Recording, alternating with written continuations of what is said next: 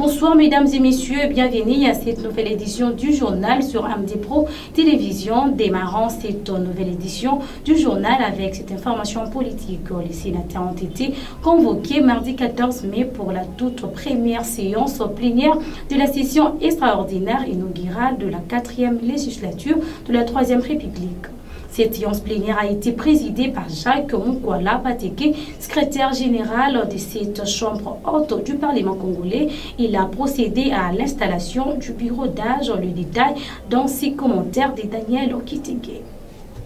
Le secrétaire général du Sénat a ouvert mardi 14 mai la session inaugurale de la Chambre haute du Parlement. Parmi les points à l'ordre du jour de la plénière figure l'appel nominal des sénateurs et identification des sénateurs les plus âgés et des deux plus jeunes devant constituer les bureaux provisoires du Sénat. Les bureaux provisoires, présidés par le doyen d'âge, a pour mission de valider le pouvoir des sénateurs, élaborer et adopter les règlements intérieurs de la Chambre. Il devra ensuite organiser l'élection et installer les bureaux définitifs du Sénat.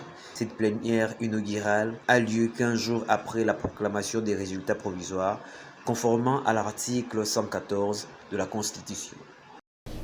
Toujours dans ces mêmes registres, après les dépôts de la candidature de Dominique Mounongo au poste de rapporteur adjoint, Christian Mwando a déclaré ce qui suit. Notre apport sera de veiller à ce que la démocratie parlementaire s'exerce véritablement. Son rôle est de représenter l'opposition. Elle va travailler pour l'ensemble du bureau de l'Assemblée nationale. Nouvel élan, avançons MS ensemble.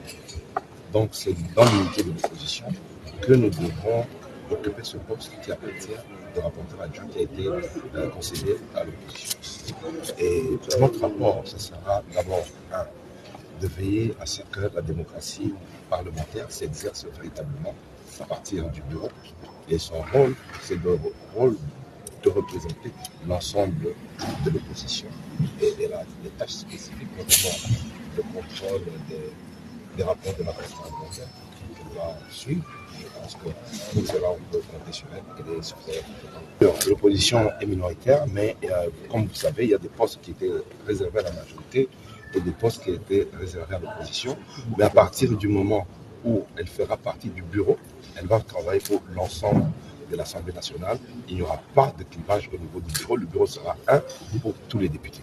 Donc, nous demandons le soutien donc, de l'ensemble des députés pour porter sa candidature. Quant au patriarche Chomboso, s'il s'obtient à se présenter à cette élection, les députés nationaux, toutes tendances confondues, exigent sa démission d'être définitrée. C'est exprimé Steve Mbikaye qui soutient la candidature de Moussa Nyamouissi au poste de deuxième vice-président. C'est un propos recueilli par Péniboula.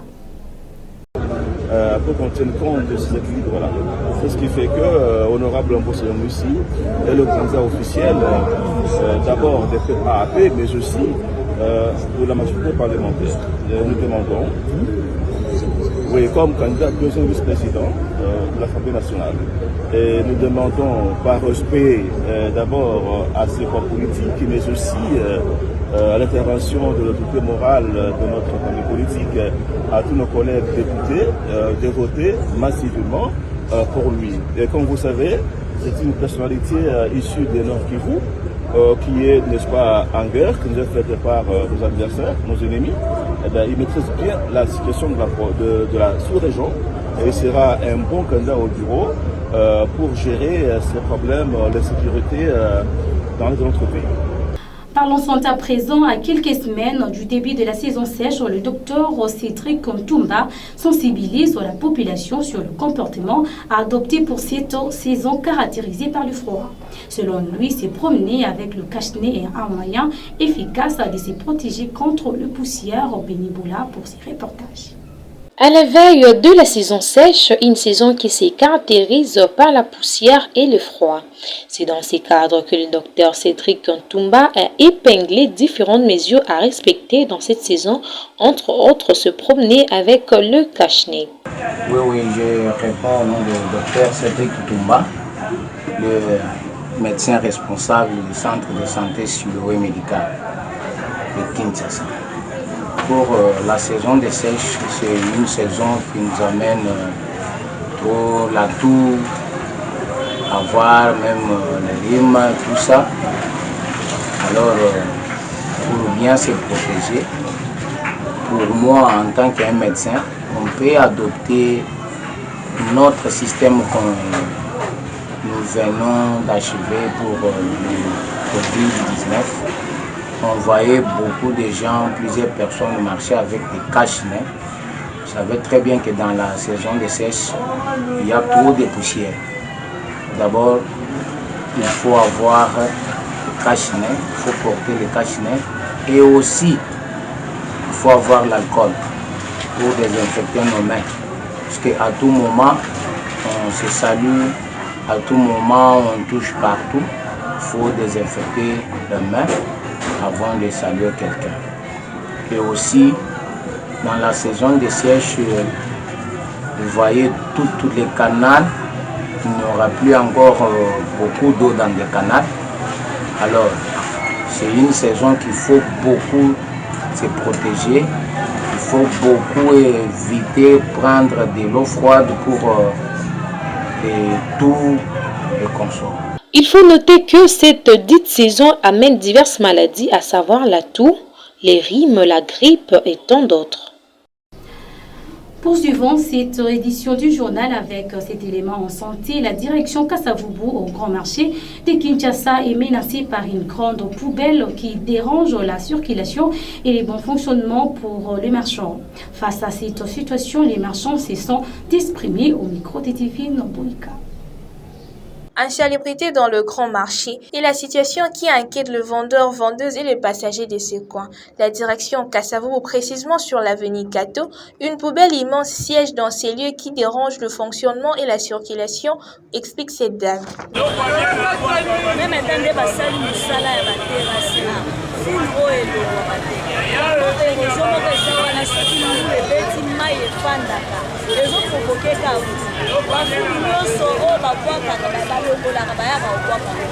tozosenga gouvernement tellement mosala eza makasi ayede biso population bamama parceke biso bamama tofivaka na bisika totekaka parceke so toteki te toosima.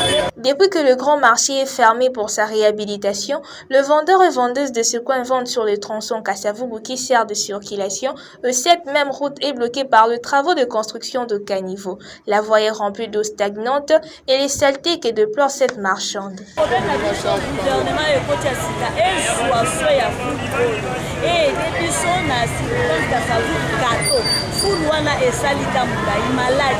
bato mpe baolekana te parceke fulu eza meme ata bakamion ya mikonzi ezolekana awa te parceke nzela eza te fulu moyen ya kosurvivre eza te le problème na biso eza biso ifo topema na kinya ndenge yazwi nini pouvoir oyo ayele biso pepe po biso mpe tokosunga ye parceke biso nde tokotalisa ye ke nde toza boye tovivre boye tozovivre boye mais le problème na biso fulu oyo nani kwamema azwela biso soin na koko tovivre bien na kati ya ville ya Kinshasa parceke zandu nano esili te biso tosekolize ala na baprince tozozela marché central esi toza parci para soki asuni biso na problème ya fulu oyo mpe tokozwa mwa sufe ndenge nini ya kovivre maladi ekozala te parceke maladi ezosila te bamakambo ebelebele asunga biso Tout en espérant avoir une solution, ces marchands demandent au gouverneur de la ville de prendre des mesures pour évacuer cette poubelle qui ne fait que salir et proférer des maladies au sein de la population. Information à l'international, c'est en pleine guerre que les Palestiniens commémorent ce mercredi le 76e anniversaire de la Nakba, un mot arabe qui signifie catastrophe. Au lendemain de la création d'Israël en 1948, ils ont été d'une centaine de milliers à fuir et chasser de leur terre. 1896, le journaliste juif autrichien Theodor Herzl publie un ouvrage d'une centaine de pages. Son titre, Der Judenstaat, l'État juif. Herzl y explique que l'unique solution à l'antisémitisme est la création d'un État d'Israël. L'Argentine et l'Ouganda sont d'abord envisagés comme territoires pour le futur État. Il faut attendre le 7e congrès international sioniste en 1905 pour que la Palestine soit définitivement choisie. Le 2 novembre 1917, la Grande-Bretagne, qui occupe la région, rédige la déclaration Balfour. Elle promet l'établissement en Palestine d'un foyer national juif, tout en préservant les droits civils et religieux des communautés non juives présentes sur place. Malgré l'opposition des Arabes, la déclaration est validée en 1922 par la Société des Nations, l'ancêtre de l'ONU. Dans la foulée, l'organisation donne au Royaume-Uni un mandat sur la Palestine, c'est-à-dire son administration. Mais les Anglais s'étaient aussi engagés auprès des Arabes en leur promettant un État indépendant. Dans les années 20, de nombreux Juifs fuient les persécutions dont ils sont victimes en Europe et trouvent refuge en Palestine. L'immigration juive explose pendant la Seconde Guerre mondiale en raison de l'Holocauste. À la fin de la guerre, le gouvernement britannique remet le mandat qu'il détenait sur la Palestine aux Nations Unies. 9 mois plus tard, l'organisation vote le partage de la Palestine entre un État juif et un État arabe. Jérusalem et sa proche banlieue deviennent une zone internationale. Le plan est rejeté par la quasi-totalité des Arabes de Palestine et par les États arabes voisins. Le 14 mai 1948, les troupes britanniques se retirent. David Ben Gourion déclare l'indépendance d'Israël. Dès le lendemain, après des mois de tensions et de violences intercommunautaires, les troupes de plusieurs pays arabes voisins envahissent le territoire de l'ancienne Palestine mandataire. The city of Haifa and its harbor become the center of bitter conflict as the new Jewish state is born in the tense atmosphere of civil war. Ces attaques sont repoussées par l'État hébreu qui conquiert pendant la guerre 26% de territoires supplémentaires par rapport au plan de partage. Pour les Palestiniens, c'est la Nakba, la catastrophe en français. 600 000 à 800 000 d'entre eux sont chassés de leur maison et forcés de fuir.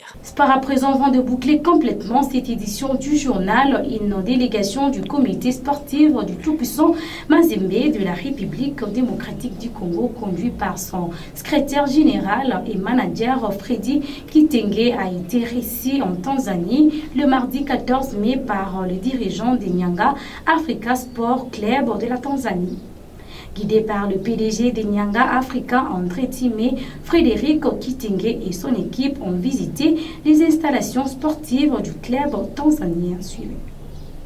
Frédéric Kitenge, manager du club, Héritier Yindula, directeur de la communication, et Patrick Okito, en charge du design, de la photographie et de la conception numérique, sont à Dar es Salaam. Les 3 membres de la direction du club séjournent dans la capitale tanzanienne pour travailler sur de nouveaux projets dans le cadre de la transformation du club. Une évolution initiée par le chairman Moïse Katumbi depuis le début de la saison. Le football est une machine qui avance sans arrêt. Dans le cadre d'un prochain partenariat, les secteurs du marketing, sponsoring et surtout l'engagement de supporters, notamment par les biais d'une identification numérique à travers le monde, afin qu'ils participent à la vie du club. La communication, la billetterie et autres secteurs clés au foot moderne sont concernés. Le football se transforme, se développe et prend de nouvelles dimensions. Le TP Mazembe s'est fixé pour objectif de prendre les trains à travers un chronogramme qui s'étalera sur au moins 12 mois. Ce prochain partenariat viendra renforcer la volonté du TP Mazembe de s'engager à atteindre les niveaux de la participation collective à la vie du club. La direction est bien lancée sur les chemins de la transformation avec un réel souhait d'intensifier les alliances dans tous les domaines à travers le monde. La délégation congolaise qui œuvre sur ces projets depuis 10 mois va poursuivre les travaux à Dar es Salaam jusqu'au vendredi 17 mai. En début de saison prochaine, de nouvelles dispositions seront communiquées à la grande famille de Badiangwen. C'est par ici que nous bouclons complètement cette édition du journal qui a été supervisée par Divine Boïka et derrière la caméra, Salomon Goye. Quant à moi, je vous dis au revoir et restez branchés sur nos antennes.